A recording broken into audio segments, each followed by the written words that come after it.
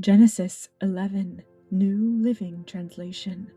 At one time, all the people of the world spoke the same language and used the same words. As the people migrated to the east, they found a plain in the land of Babylonia and settled there. They began saying to each other, "Let's make bricks and harden them with fire."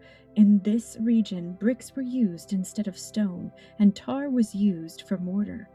Then they said, "Come, let's build a great city for ourselves, with a tower that reaches into the sky. This will make us famous and keep us from being scattered all over the world." But the Lord came down to look at the city and the tower the people were building. "Look," he said, "the people are united, and they all speak the same language. After this, nothing they set out to do will be impossible for them.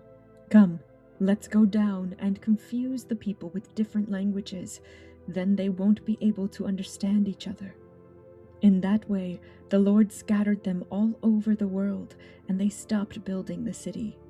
That is why the city was called Babel, because that is where the Lord confused the people with different languages. In this way, he scattered them all over the world.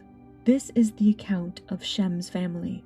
2 years after the great flood, when Shem was 100 years old, he became the father of Arphaxad. After the birth of Arphaxad, Shem lived another 500 years and had other sons and daughters. When Arphaxad was 35 years old, he became the father of Shelah. After the birth of Shelah, Arphaxad lived another 403 years and had other sons and daughters. When Shelah was 30 years old, he became the father of Eber. After the birth of Eber, Shelah lived another 403 years and had other sons and daughters. When Eber was 34 years old, he became the father of Peleg. After the birth of Peleg, Eber lived another 430 years and had other sons and daughters. When Peleg was 30 years old, he became the father of Reu. After the birth of Reu, Peleg lived another 209 years and had other sons and daughters. When Reu was 32 years old, he became the father of Serug. After the birth of Serug, Reu lived another 207 years and had other sons and daughters. When Serug was 30 years old, he became the father of Nahor. After the birth of Nahor, Serug lived another 200 years and had other sons and daughters. When Nahor was 29 years old, he became the father of Terah.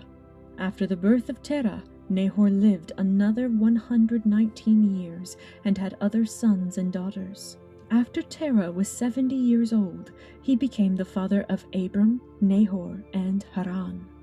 This is the account of Terah's family. Terah was the father of Abram, Nahor, and Haran was the father of Lot. But Haran died in Ur of the Chaldeans, the land of his birth, while his father Terah was still living. Meanwhile, Abram and Nahor both married.